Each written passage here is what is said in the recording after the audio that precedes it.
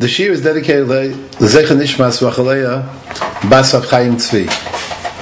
We will be studying in the next two shiurim Perek Lamed Beis of Yirmiyahu. We already examined the Perek carefully, but we're going to focus now on one issue, which is the subject of a lot of discussion among the Dolei Rishonim, and that issue is the issue of Hashgachat Pratis. Let's just review the Perek by way of overview.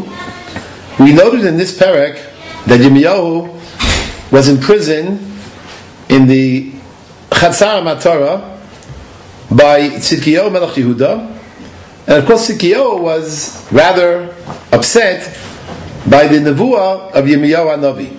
Yirmiyahu had prophesied, as the Navi indicates here in Perek Lamed Beis, in Pasuk Gimel, Asher Klo Tzidkiyahu Melech Yehuda Leimor, Madua Taniba Leimor Ko Amar Hashem, Hidni Nosin Asayir Azos Biad Melech Bavel Ulechada.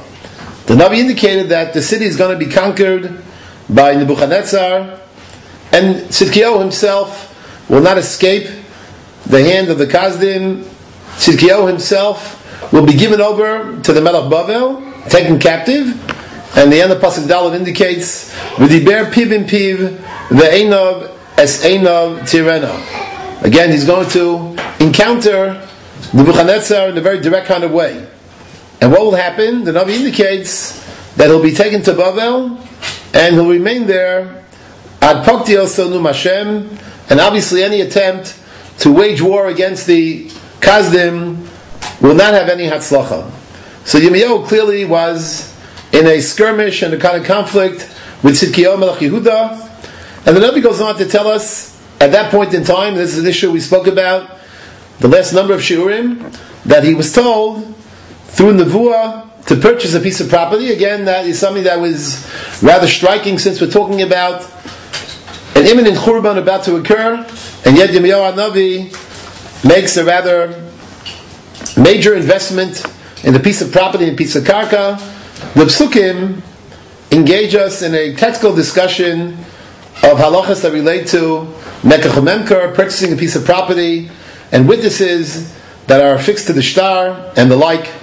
And then the Psukim go on to describe, after the discussion of the sale, that Yirmiyahu encounters his uncle, Chanamel, and then we also have clearly here embedded in this action on the part of Yirmiyahu, as we know that we have a principle in the Torah that the Ramban has enunciated and articulated at great length, Maaseh Avos Siman Labanim, a principle that's also is relevant in Tanakh. We've already discussed this a number of times. A big machlokas among the Rishonim. Most of the Dolei Rishonim are of the opinion that when a Navi does something concrete, that concrete action clearly has portent for the future, augurs for the future. So here in effect the Navi is engaged in an action which of course is a portent in a very positive way of what's going to take place in the future. Namely that Hashem Yisbarach, even though there will be Churban, there will be destruction, there will be desolation, but ultimately Hashem Yisbarach will restore Klal Yisrael to Eretz Yisrael, and that's indicated by the purchase of this piece of property. And the Pasuk indicates at the end of Yudalid, the Navi is told, Kam Hashem Tzvakos Elokei Yisrael, Lokoachas Asrorim Ha'ileh, Esefer HaMikna Hazeh, V'Yesechosem, V'Yesefer HaGolei Hazeh, U'Nesatom B'Kli L'man Yamdu Yomim Rabim. Pasuk Tezvav tells us exactly the nature of the Haftacha. Ki Chom Hashem Tzvakos Elokei Yisrael, Od Yikanu Vatim Esados Suchramim Ba'aretz Hazos. In other words, here we have, even though right now the future seems to be grim and rather gray and bleak in terms of the outcast, however, the Navi indicates that that's not what will, in Yitzhak Hashem, transpire, that despite the present Churban, ultimately we are going to be returning to Eretz Yisrael.